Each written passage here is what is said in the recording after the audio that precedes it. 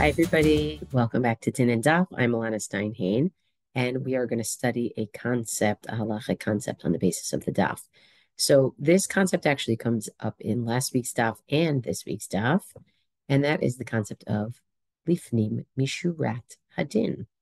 Now, people often talk about acting Lifnim Mishurat Hadin as going above and beyond the letter of the law, right? Telling somebody to keep the change, even though they should probably give you the change that you're owed. Now, the truth is that that is a misnomer because lifnim means within. Shurat Hadin means the line of the law. So instead of thinking about it as going above and beyond something, I actually want to change the spatial metaphor for us before we even talk about what we're going to do with Lifnim Mishurat Hadin.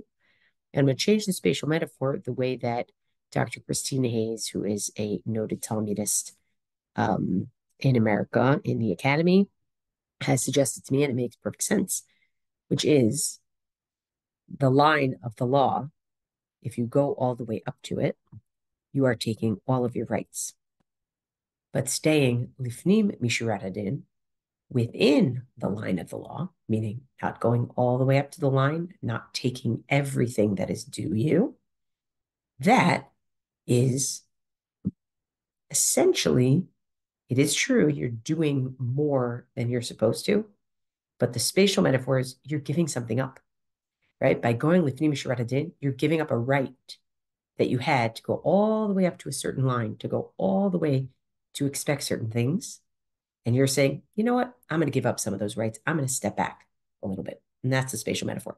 By the way, this metaphor also helps you understand the term avera, literally going over that line, right? You don't want to transgress that line. You want to go up to that line or before that line. You never want to go over it. But either way, the concept of Lifnim Mishurat Hadin, staying within the line of the law, meaning giving something up. Question we're going to ask about it today is, having a concept that is a legal concept about doing more than what the law requires of you. Wait, so is that part of the law, or is that something that you get to just decide to do yourself? Right? Because on the one hand, it's a legal concept. So it sounds like it's part of the law itself. But on the other hand, the whole point of it is that it's not actually what the law requires. The law requires something, and you're doing something else that maybe is not required of you. So it's a very strange concept and a very amazing concept.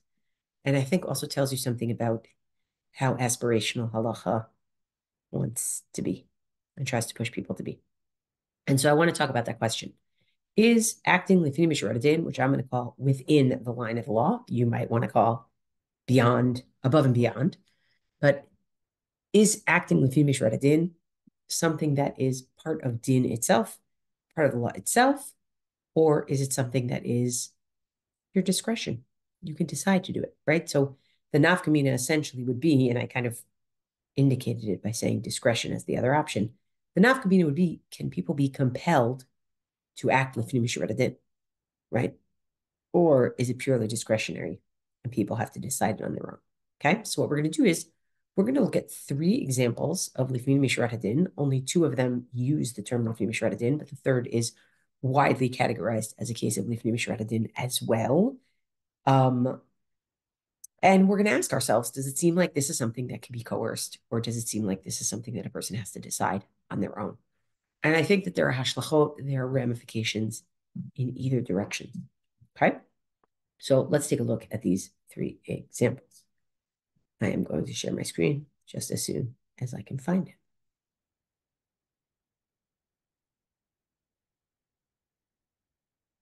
Okay.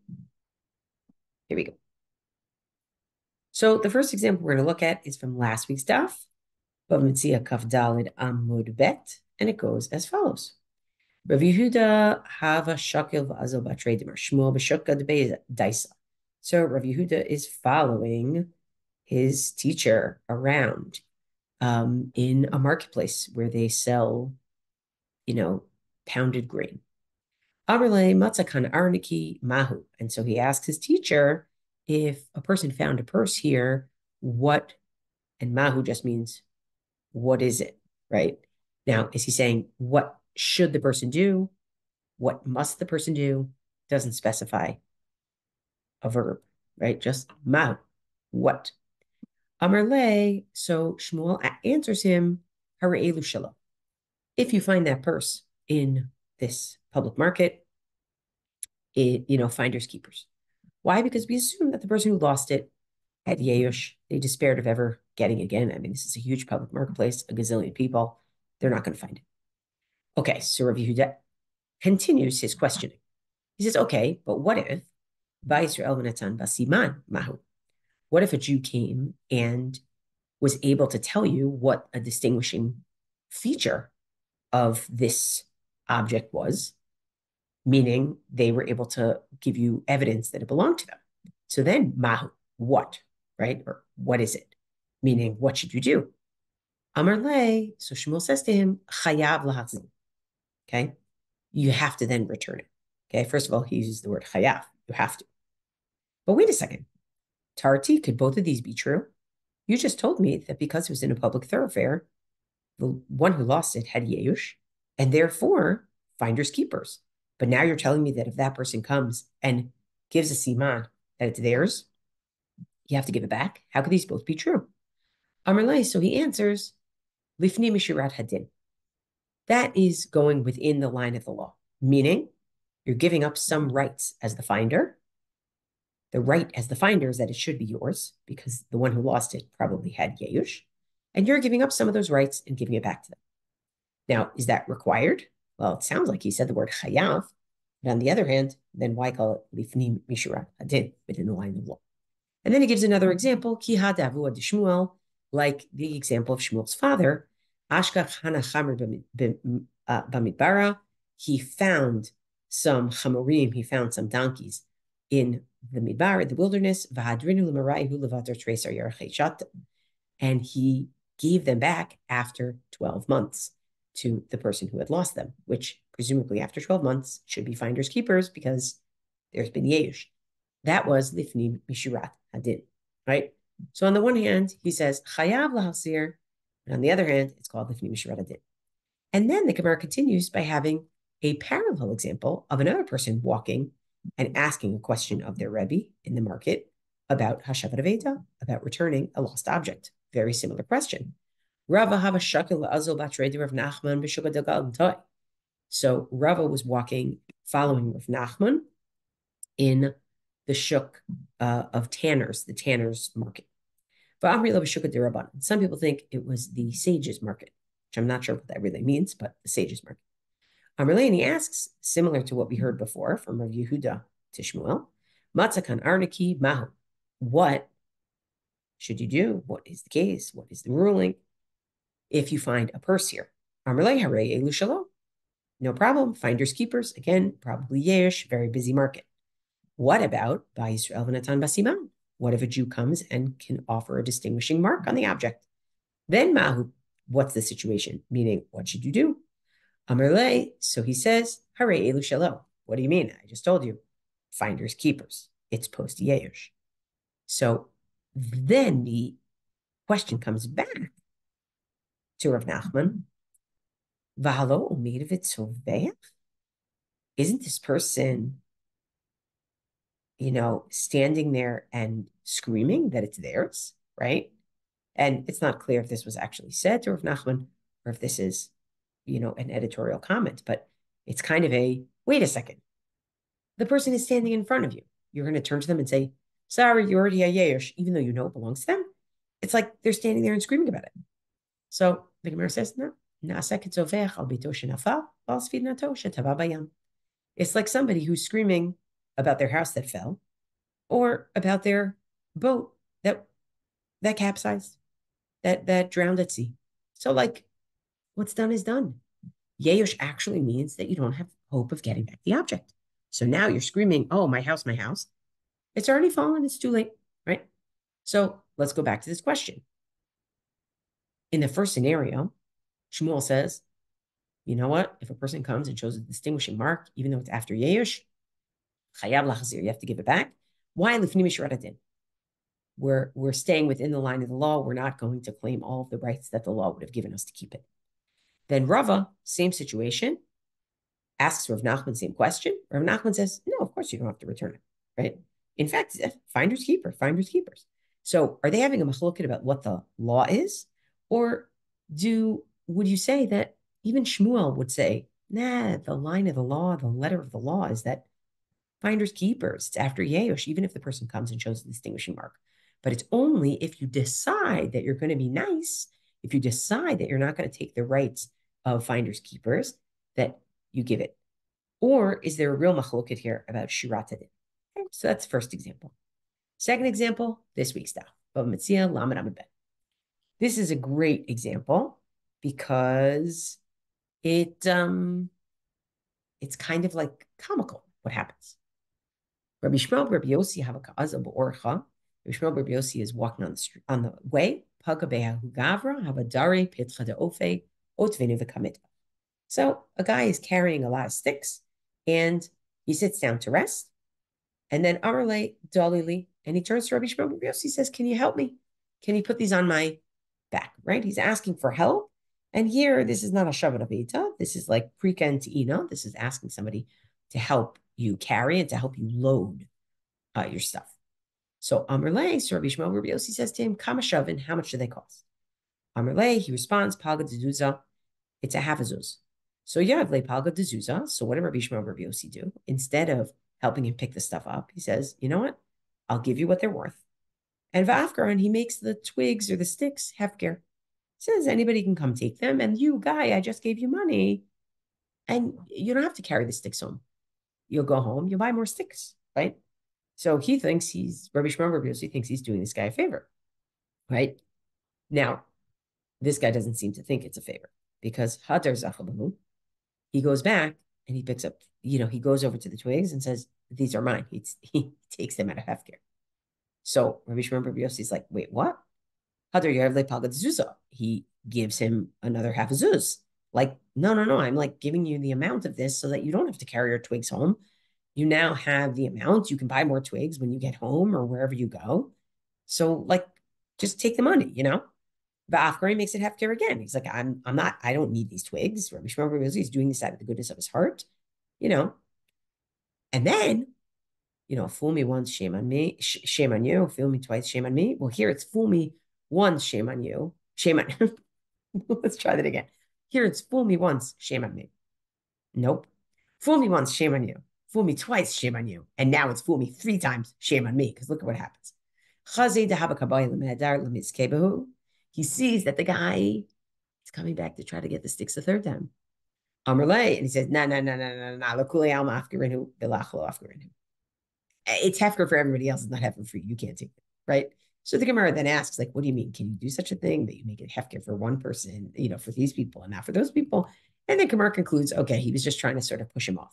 But the point is, what seems to happen here is this guy asks for help loading. Rabbi Shmuel Rabbi Yossi isn't going to give him help to load, but instead he's giving him money. And so the Gemara says, why was he doing that? Right? So why did Rabbi Shmuel Rabbi Yossi even engage this guy?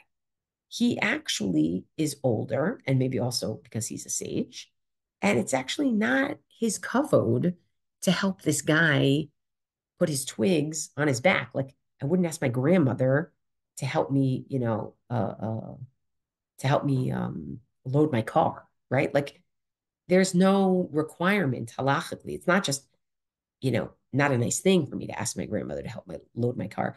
It's actually, my grandmother would be allowed to say no, right? So like even the mitzvah of pre-cantina, even the mitzvah of helping somebody load something, if you're a zaken, or zakena, right? You're older, you're sort of person of stature in that regard. And it's not dignified for you to do that. You're totally putter to Ra from helping them, right? So Rabbi Shmuel Rabbi Yossi, why did he even try to help this guy, right? He was putter from helping him, right? Well, Rabbi Shmuel Rabbi Yossi Lifnim Mishurat Hadin Rabbi Shmuel Rabbi Yossi was doing Lifnim Mishurat Hadin, right? So it makes it sound like it's not something he has to do. It's something he chooses to do discretionarily. What I think is so interesting is he chooses to do it and it's a total bust, right? It's like he gets taken advantage of. That's first of all. And second of all, the guy is like, that's not the help I wanted, right? So it kind of introduces that in a situation where it's not necessarily so clear what's required, sometimes that introduces a kind of what's the word? A kind of spontaneity that can lead to unexpected consequences. Like, oh, well, the rule doesn't exactly tell me what to do, meaning like by the rule, I'm totally putter, but I'm deciding in my own discretion that I'm going to try to help you. So I'm going to try to help you the way I think you should be helped. Doesn't mean you want to be helped that way, right? Or better yet, the rule says that I'm exempt and I'm the one who's choosing to give you extra money. By law, nobody says you can't go pick up the sticks again, right? Like there's no transparent like way to go here, right? It's all about the choices that people are making. And the fact that it's all about the choices that people are making, it means it's unpredictable and it can actually lead to pretty negative consequences, which is what law tries not to do, right? Like law tries to be predictable. But then it's so interesting because you have this example of somebody who's acting Lifnim Mishurat Hadin, which is clearly discretionary behavior on his part. He didn't have to help this guy at all. And it led to like a total ridiculous outcome. It didn't go well, right? And the Gemara quotes where we get the idea from Lifnim Mishurat Hadin from, but even more interesting is that later on the Amud, Rabbi Yochanan says, Lo chava Yerushalayim ela al shedanu ba din Torah. So Rabbi Yochanan says Yerushalayim is only destroyed because they, judged based on Torah law. So the Gemara says, what do you mean? Ela dina de megiz teladainu. What do you want them to judge based on arbitrary decision making? Ela ema, say that what he means is she'amidu dineim al din Torah. They followed the strict line of the law, I would say. Velo avdu lifnim mishurat hadin, and they didn't do within the line of the law, meaning nobody gave up the rights that they, had by law. Everybody claimed all the rights that they had. Nobody's willing to give anything up. And it's interesting, first of all, this comment coming after this, snafu example where Rabbi Shmuel Rabbi Yossi tried to do Lifnim Mishurat Hadin, and it was a disaster, right? It's so interesting that the Gemara would then say, and by the way, make sure you keep doing Lifnim Mishurat Hadin. It's almost like the Gemara is saying, despite the foibles of it, you should do it. Or maybe the Gemara is saying, oh my gosh, if you live in a society where every case of Lifnim Mishurat Hadin is going to be a case where somebody's not really paying attention to what the other person needs and the other person is exploiting the person who's trying to help them, then like that's a messed up society. Like that's Lifnim Mishurat Hadin is not going to work. Maybe there's things that we need to do better, right? Don't turn people into friars. Don't exploit their goodness. And also try to find out how people actually need help, right? But either way, it's really interesting that this follows up because it's basically saying, nope, you got to do Lifnim Mishurat Hadin anyway, but maybe you want to watch out for some of these pitfalls that happen when people are using discretion, right? But the other thing is, it kind of makes it sound like, and it's not so clear, what do you mean, Torah? Does that mean people behaved in a non-Lifnim Mishurat Hadin way, or does it mean judges didn't incorporate the Lifnim Mishurat Hadin? Because those are two different things, right? If a judge incorporates the Lifnim Mishurat Hadin, that sounds like they can force a person, they can force a litigant to act Lifnim Mishurat Hadin, right? But if we're talking about just people not behaving Lifnim Mishurat Hadin, then maybe we're saying we want people to use their discretion to behave Lifnim Mishurat Hadin, but they're not, and that's upsetting because they're just going with like what we would call the ethical floor, right? Like the lowest common denominator of ethics, and they're not being aspirational in their ethics, right? But it's not really clear, right? So again, we have this question of like, are we talking about Lifnim Mishurat Hadin? It can be forced, or Lifnim Mishurat Hadin is purely discretionary, right? So if it can be forced, it's really interesting because it's a little bit like, so why is it called Lifnim Mishurat Hadin? And if it's discretionary, watch out for some of the pitfalls of discretionary decision making, like not helping a person the way that they want to be helped, or like getting taken advantage of because you decided to put yourself out there in a way that was unexpected and was also maybe uninvited, right?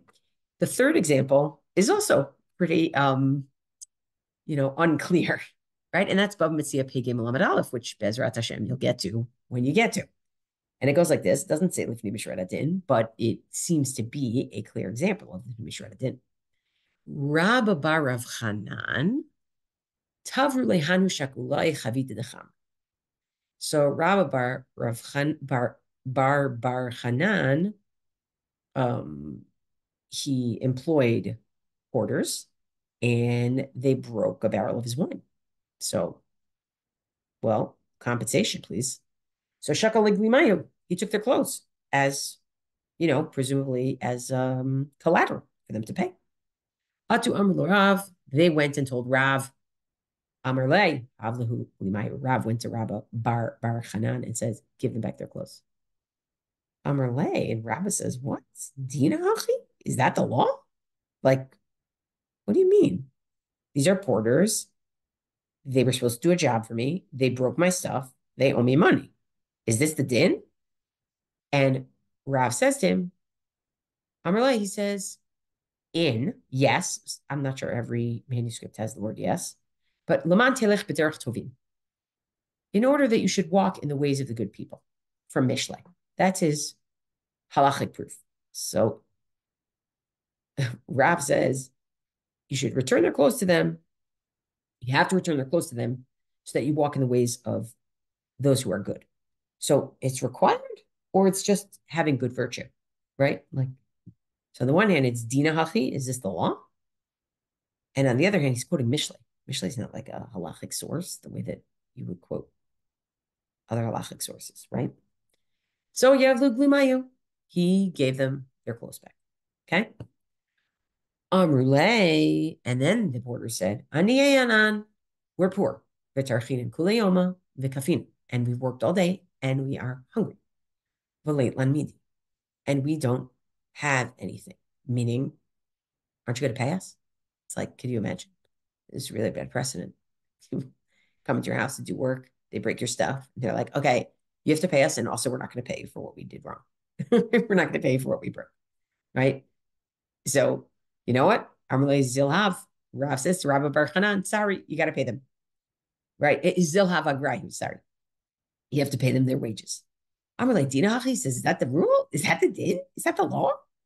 Amalei, and he says, yes, or maybe in some manuscripts he doesn't say that, but he does say, Varchot Tzadikim Tishmor, the next pasuk in Mishlei. Keep the path of the righteous. Okay, is that like halakha? Is that like required? Right? Still not clear. Yes, I understand if you want to be virtuous. So you choose to be virtuous. Now, this is also interesting because it's like, this really is a bad precedent to set. You're going to have people who come in, are supposed to do a job, do a bad job, break things, don't have to pay for what they broke.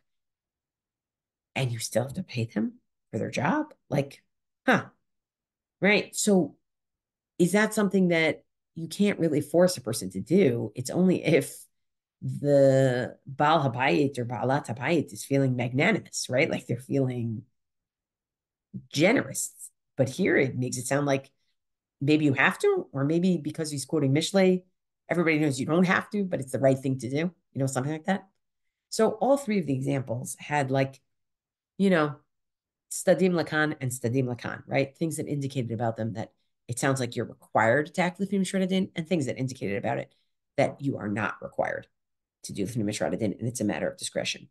And it's kind of interesting. It doesn't totally break down this way, but it happens to be that many Ashkenazic Rishonim and Achronim as well, or poskim, I should say, think that you can compel people to act Lifnim Mishurat Hadin, while many Sephardic, specifically Rishonim, think that you can't, right? So it's just interesting. So I just want to see some examples, okay? Or I want to see one example of each.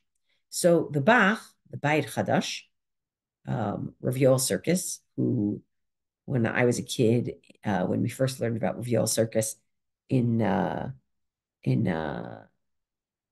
know, 4th grade, 5th grade, 6th grade. I don't know, when did we first learn about the Bach? I have a good friend who was very funny, and he used to make like the so every time I read Rav Yoel Circus, I can't get that out of my head, his circus tune. So I apologize for people who that offense, but to me, it's just like a piece of deliciousness from my youth. So the Bach says, in Choshen Mishpat Yud Bet Dalid. Ita b'sof ha'umnin, be'ovda de Rabba bar Chana, right? He calls it Rabba bar Chana situation, not Rabba bar Chanan. Okay. So there's this case in the situation of Rabba bar Chana, which we call Rabba bar Chanan. Chavita de Chamra, they break his stuff. Shaka Leglimayu, he takes their clothes. Ata Amr Le Rav, they told Rav, Amr Le Havlu Glimayu, he says, give them their clothes back. Amr Le Dinach, he says, this is the din. Amr Le Lamantelech B'derech Tovim, you have to go, this is to go in the path of the righteous. Umaiti Le Rabbeinu Lekaman Siman Shandalit, Upiresh Rashi B'derech Tovim, Lifnim Mishurat Hadin. Right? So Rashi says, B'derech Tovim means go Lifnim Mishurat Hadin. Ad kan Lashono. Mashma, it sounds like the Rav Hava Kayifle LeRabba Bar Chana. It sounds like Rav compelled Rabba Bar Chana to act like mi-shurat Hadin. Tim Lo Kain, if not, my Kamerle Dina Hachi. Right? What does he mean by is this the din? Im lo balakufal lekufal. If we're not talking about a situation where he can be compelled by Rav to do this. Hain, and likewise in the case of Matzah Arniki B'Shuk, the Perak Elimitziyot, in our Perak of finding a person in the Shuk. The Ka'amar, he says, Shmuel says, Chayav L'Hachzir, right? Mishum Lifnim Mishurat Hadin, right? You have to give it back out of Lifnim Mishurat Hadin, even though Yesh has already happened. Mashma, it sounds like Chayav L'Hachzir, excuse me, lefachot, at least, mashma chayav lachzir b'bali latzeit yidei shamayim. It sounds like you are at least required to do it if you want to fulfill the divine mandate. Okay. Now, this is very interesting because he's offering that maybe there's like a middle ground with mi-shurat. It's not that it's totally discretionary. And it's not that it's totally required by our courts, because otherwise, why would it be called Lifnim Mishurat Hadin? But maybe it's this in between, where you're chayav or chayevet, let's say, yedei shamay, right? That if you want to reach God's requirements, it's not something that a human court is going to require of you. But God looks at it and says, I want you to do better, right? Then maybe you're chayav in order if you want to be yotzeit Yedei Shamay, right? If you want to do that. Now, for those who remember from the beginning of dinanddaf, I think that was the first year that I gave on being Yotzei Dinei Shamayim. And I think I mentioned the mi-shurat Hadin back then, right? But this would be the something in between. And maybe it's possible that a Beit Din can force the mi-shurat Hadin. And maybe it's possible that when we say that you're chayav to do something with mi-shurat Hadin, it's not to fulfill the requirements of a human court, but it's to fulfill God's requirements. Or maybe, as Rabbeinu Hananel says, it's totally discretionary, right? So Rabbeinu Hananel just adds, a few words into the example of Rav Yehuda following Shmuel in the Shuk. Rav Yehuda Ava Azal Batre Demar Shmuel B'Shukka, the Beidaisa, is following Shmuel around in the Shuk. Armale Matzakan Arneki Mahu. If you found a purse here, what is one to do? Armalei Shalom, finders keepers. What about Ba Yisrael v'Natan Simaneha Mahu? What if a Jew comes and can tell you the distinguishing mark, proving that it belongs to them? Amarlo, you ready? He adds a few words. Im rotzeh la'asot lifnim mishurat hadin machzir. If a person wants to act lifnim mishurat hadin, then they return it, right? You notice instead of chayav lachzir, it's im rotzeh la'asot lifnim mishurat hadin, then machzir, right? So Rabbeinu Hananel is taking the side of, nah, this is discretion, right? So I want to just point out before I end that, and I mentioned this in that first year, Dr. Deborah Barrow wrote a dissertation, which I assume will become a book, on Lifnim Mishurat Hadin, on that concept in Chazal. And I think it's really, really interesting when she talks about the possibility that Lifnim Mishurat Hadin is an example of discretion-based ethics. So I want to read what she says. Rabbinic literature often presents rule-based decision-making as the primary or standard model of reasoning, what we might call shurat hadin, right? But discretionary judgment differs from rule-based decision-making in several key ways. Both types of judgment are attentive to the details of the case at hand. But while rule-based decision-making uses those details to isolate and identify the appropriate rules and precedents that provide guidance in the case, right? So rule-based decisions is asking, okay, what's the precedent? What are the rules that are supposed to be applied here, right?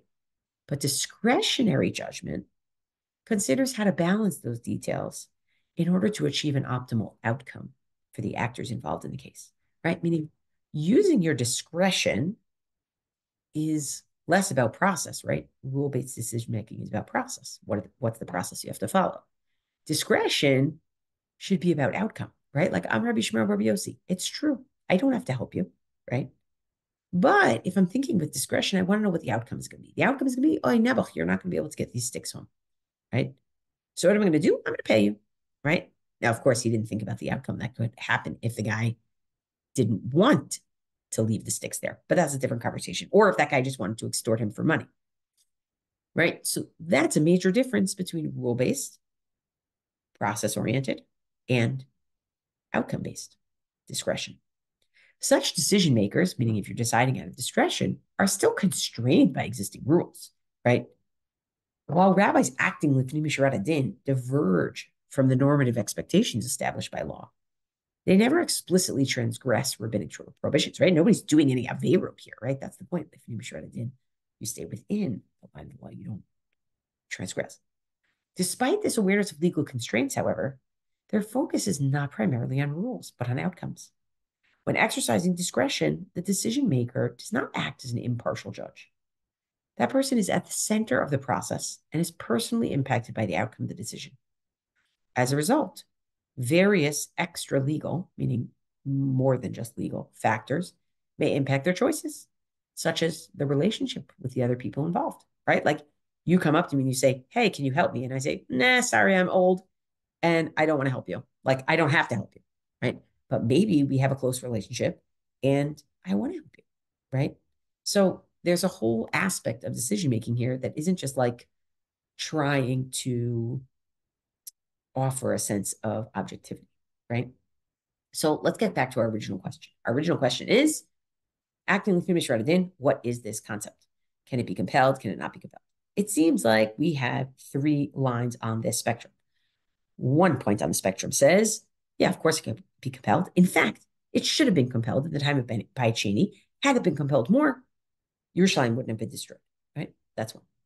Another seems to be encoded in the Bach.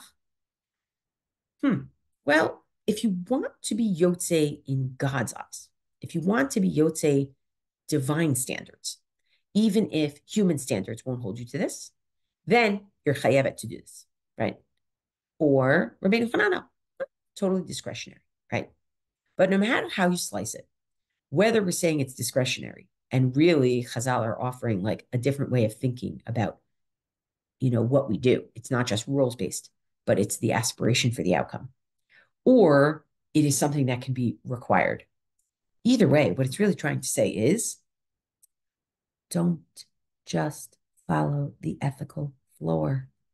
Keep striving for more. Not everything that's coming to us is stuff that we should claim. And what does it look like when, as human beings, we are willing to give up a little bit in the name of relationships, in the name of a healthy outcome, in the name of helping somebody who is having a hard time? Thanks, everybody, for joining. Looking forward to next week.